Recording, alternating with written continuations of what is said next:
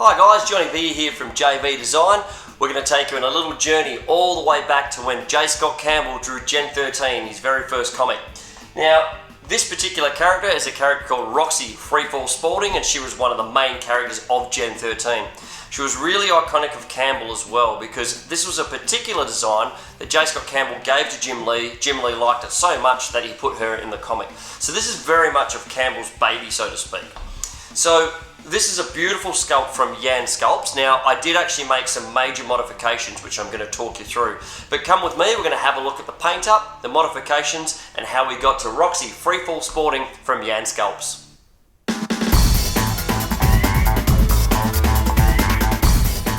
Okay guys, now we need to talk about Roxy and why I've decided to make such big modifications to her portrait.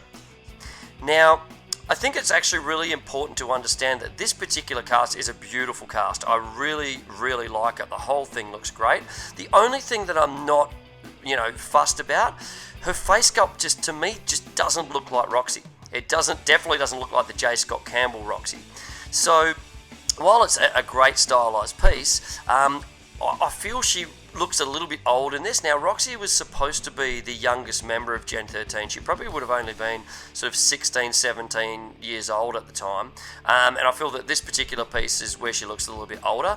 And I really like that toon style, or that really stylized J. Scott Campbell style. So I've tried to do a couple of things. Now, he's really based her look off Natalie Portman from the movie The Professional. And I think also a little bit from Winona Ryder in a movie called Welcome Back, Roxy Carmichael, I think it was called.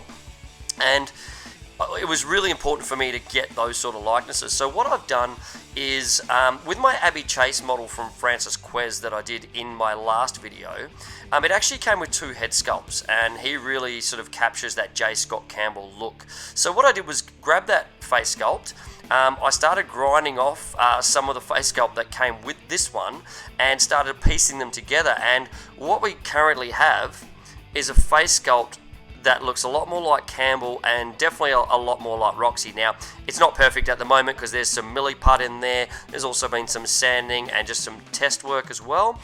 There's also a piece of hair missing, and that was just easier to get in and do some sanding, and I'll probably leave it off until I paint the eyes and then piece it back on when she has to put those pink bangs in place. But really happy with that because it's got, again, that more stylized J. Scott Campbell look.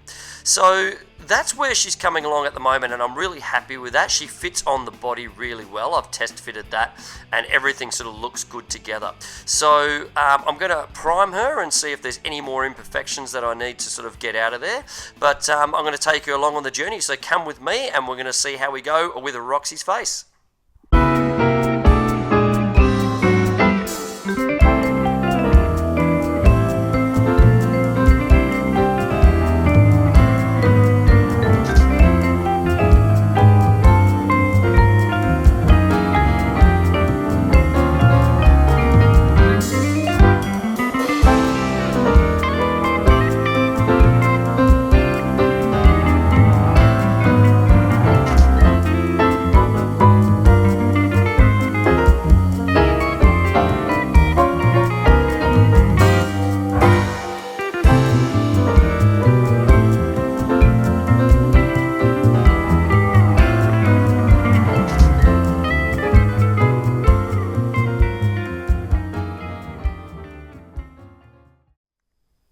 Righto, now after all the back and forth, here is the face of Roxy, and I'm really happy with the way that she came out. So I've done some extra dry brushing on the hair, and so the pink now looks like it really pops, and it kind of really blends in with the face. The lips and the eyes have some gloss on them, so I'm not sure if they'll come up really well, but they do have some little streaks in the lips, and I'm really happy with those violet eyes. I've really got those violet eyes down just the way I wanted to.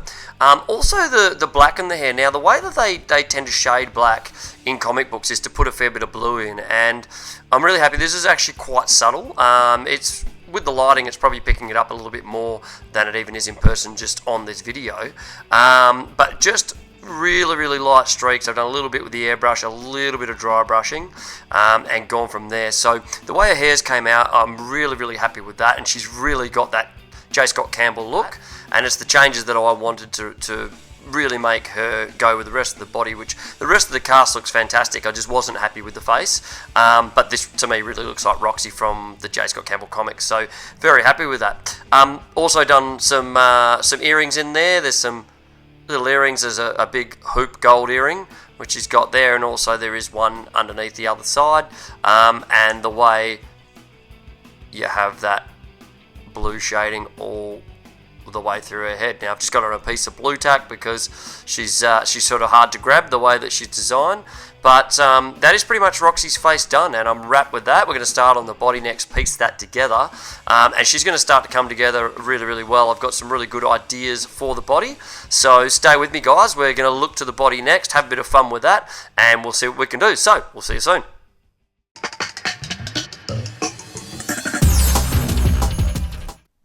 So now that all the skin tones were finished up, it was important to make sure the body looked spot on.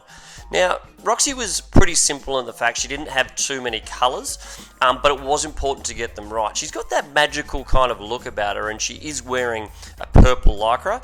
I tried a few different things, and the first thing that I tried was a colour shift paint from Green Stuff. It came out okay, but it just wasn't the right colour tone, and it just didn't quite look as I wanted it to. So I went back over it and I used a metallic purple, which was really, really great, and I put some highlights in there as well, particularly over her abs and some of that lower part, just to bring out some very shiny highlights. So that came out really, really good, and then it was important to make sure that her leather jacket looked great. So that was really iconic for Roxy.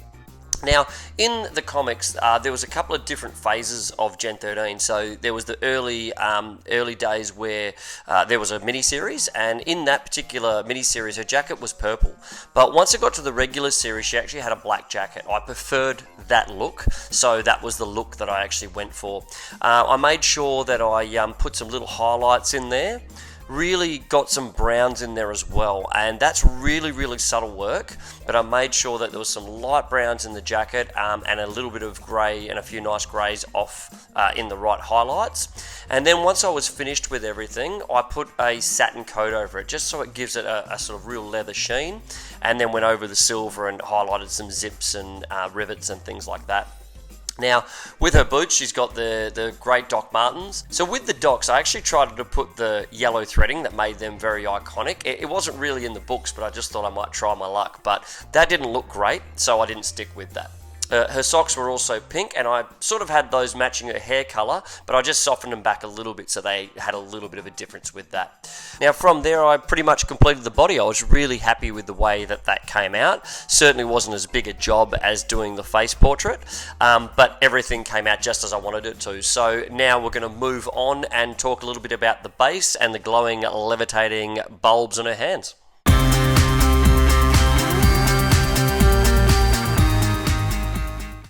So one of Roxy's major powers in the books is that she's actually able to manipulate gravity and also levitate. So she had these sort of gravity balls on her hands in this particular cast, and I wanted to make sure that they actually looked really good and really iconic to the comics. So in the paint up that I originally had seen of this print, Roxy actually had those sort of glowing balls on her hands in pink. But in all the comics, and definitely in the J. Scott Campbell early days, every time she used gravity, it was blue in the comics. So I went with that colour scheme. Now, as a part of that colour scheme as well, the base that she's sitting on, I just used a black base, but she's got this swirly sort of smoke going on as well. But they got these pointy ends to it, which we can probably see in the video, and I wanted to give them a little bit of that sort of magical, mystical vibe to it as well. So I went with the same blues that I actually used on those sort of bulbs, those gravity bulbs, and I sort of popped them on the ends of those as well. So I really wanted to give it a little bit, and I faded it off into some smoke. Now, what I did after that as well, once I got all the colours down pat, I then used some metal coat, and it's just a coat which basically gives it a pearlized sheen at the end of everything, and I put that over it. Again, it just gave it that magical kind of quality about it. I was so happy with the way that it came out, and I actually put that over the top of the bulbs on the hands as well, and it just gives it that little pearlized sheen, and that really looks like that magical kind of quality to it. So these ones were quite interesting to do. What I made sure that I did was just paint the arms fully as you would normally do them, and then once I'd put the blue in, I'd actually highlighted some blue over where it would probably reflect off the hands, and I tried to give it that effect as well. When I took some photos of this, I actually shone a light on there and tried to get some really cool effects, and that was great as well. But I've kept it really simple, and I made sure that they all came together and they had a really similar color scheme and really blended together well. So I was really happy with the way they came out, and hopefully by the final photos you can have a look at it, and hopefully you think I did a good job of it too. So we'll see how we go, and we'll look at those final photos.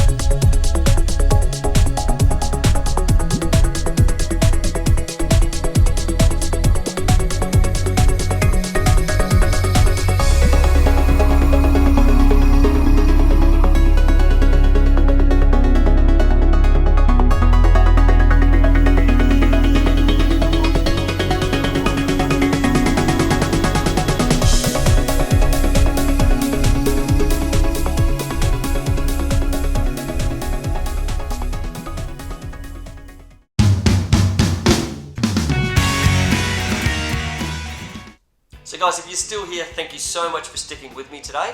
Now, if you like what you saw, please click that like and subscribe button. It's probably the only way we can continue to get this out there for the community, and it's something that I love to do. But until then guys, be good, be safe in this holiday season, and much love to all. We'll see you soon.